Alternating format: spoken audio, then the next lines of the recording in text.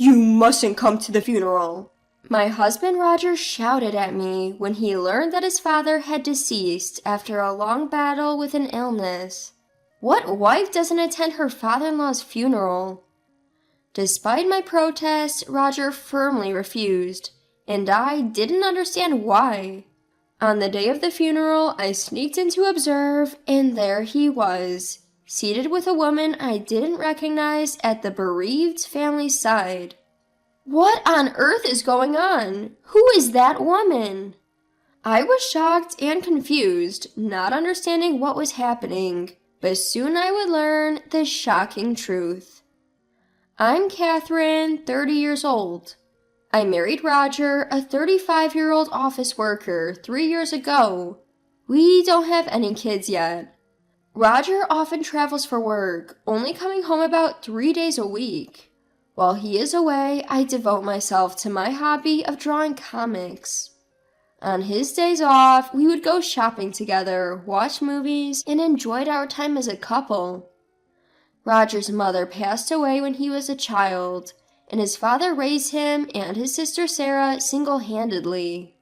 In the early days of our marriage, we would often visit Roger's family, a 2-hour drive away. But when his father fell seriously ill a year ago, our visits gradually decreased. Roger told me, Dad doesn't want you to see him in his emaciated state. So I refrained from visiting. One day, a call came in on Roger's mobile after he returned from work. Dad has passed away? Upon hearing that, I stopped preparing dinner. Roger sighed deeply after hanging up. Was that real? Did you hear that? His condition seems to have worsened suddenly. The one who contacted him was his Uncle Terry. The events leading up to Roger's father passing happened in a flash, and Uncle Terry didn't even have time to call Roger. The funeral would be held the day after tomorrow. Roger seemed quite flustered due to the sudden news.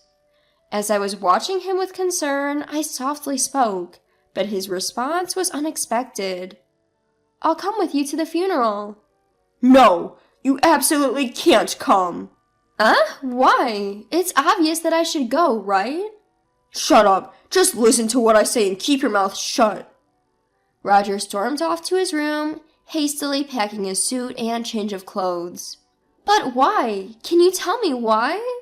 Shut up. I'm going to stay at my parents' house until the funeral is over. Just remember, you must not come to the funeral. Wait, hold on a minute.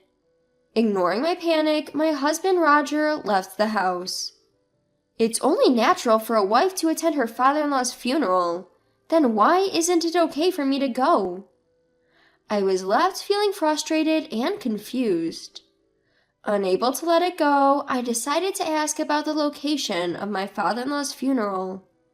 I called my sister-in-law Sarah, who I don't usually keep in touch with, but she seemed oddly distant. How come you know about our father's death, Catherine? I heard it from Roger. It's surprising that he has contacted you already. Sarah seemed really puzzled, and for some reason, our conversation wasn't aligning well, but I had no time to worry about that. Roger told me not to come, but I really want to attend the funeral. I appreciate your sentiment, Catherine, but it might be best for you not to come. Why? My father-in-law passed away, right? I want to say my final goodbye, please. After my persistent pleading, there was a moment of silence before she responded. All right, but keep this a secret from Roger, okay? Sarah gave me the location and time of the funeral, but she said, please arrive later than the start time and take a seat where you won't be noticed.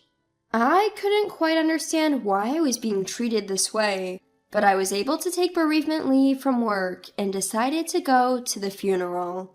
On the day of my father-in-law's funeral, as instructed by Sarah, I arrived a bit late at the funeral venue, and to my surprise, there was an unfamiliar woman sitting next to my husband, Roger, in the seat of the chief mourner.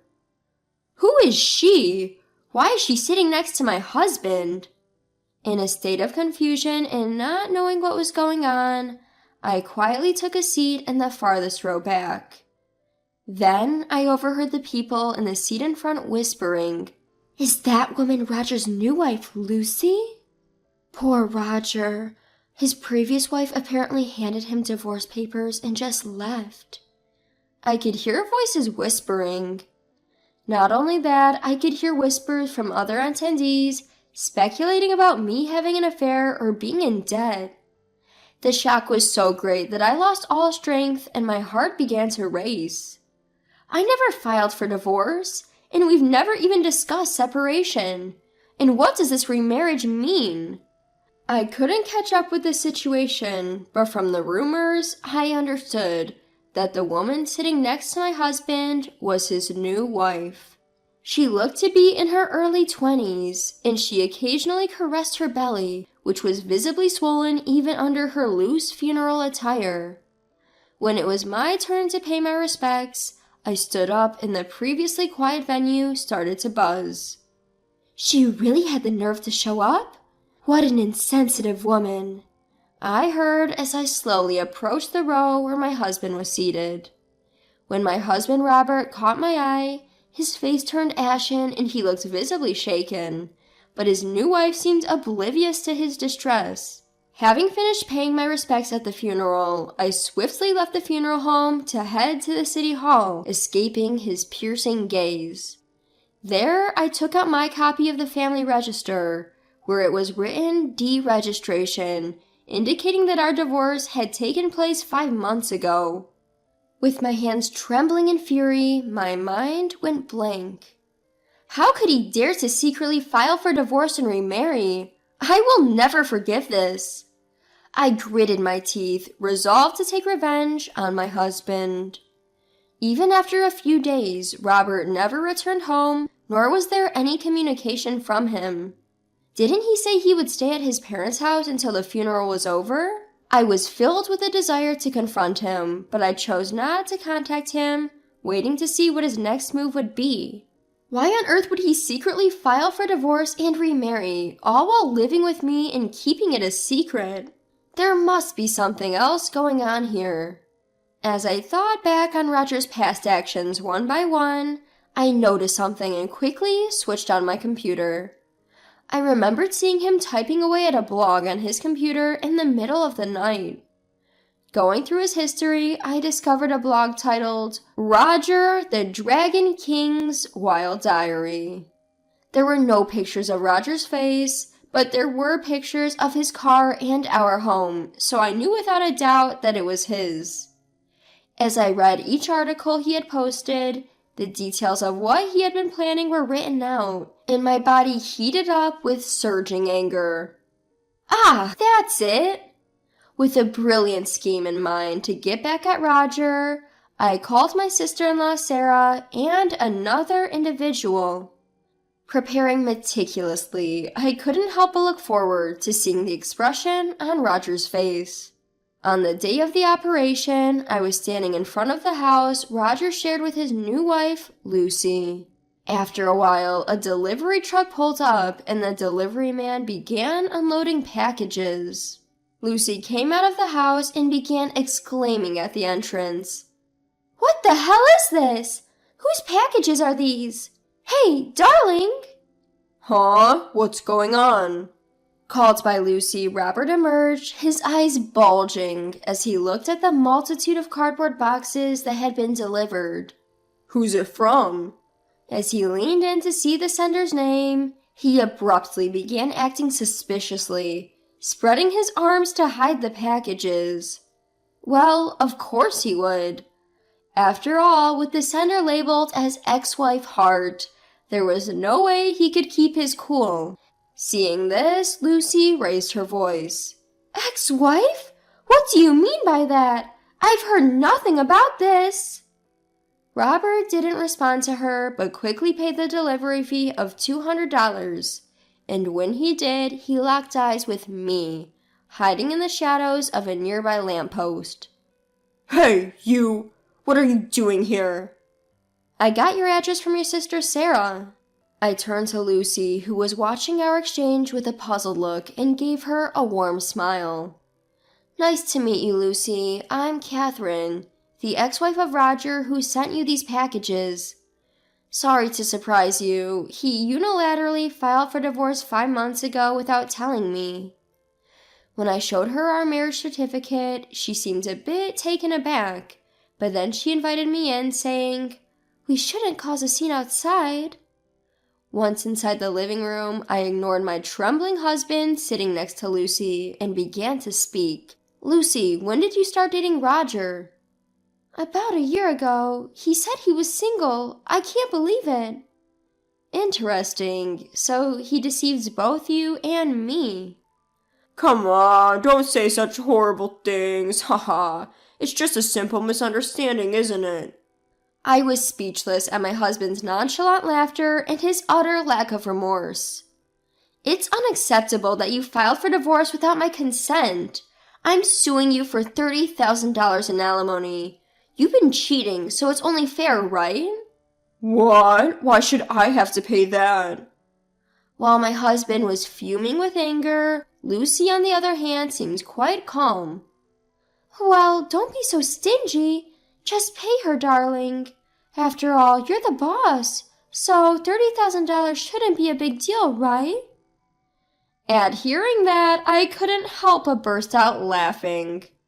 Lucy looked at me, puzzled by my reaction. "Who's the boss? Roger's been lying about that too?" "Lucy, he's just an ordinary office worker." "What? Roger, what's going on?" As Lucy confronted him, my husband, beads of sweat appearing on his forehead, began to make excuses. Lucy, I'm sorry for lying, but when my father died, I came into a large sum of money. His stupidity left me with nothing to do but laugh bitterly. From his blog, which I had found, it was clear that he was under the delusion that he would inherit a fortune if his seriously ill father passed away. He had lied about his identity to his mistress, got her pregnant without showing any signs of panic, and joyfully documented his plan to divorce me unilaterally. When I slapped the printed pages of his blog onto the table, the doorbell rang. My husband opened the door, and there stood Terry, his uncle. There's no way you'd inherit anything, you idiot. In fact, besides Sarah, Terry was the other person I had contacted. Before entering this house, I had called Terry on my cell phone and had him listen to our entire conversation. You explained to our family that Catherine left you after having an affair and filing for divorce, didn't you? That... Roger seemed unable to come up with an excuse and started to get defensive. Just because of that, it doesn't mean I can't inherit my father's estate. I am his son, after all. You've been disinherited. That's got nothing to do with the estate. Huh? What are you talking about? From what I heard from Terry, Roger was always pestering my in-laws for money.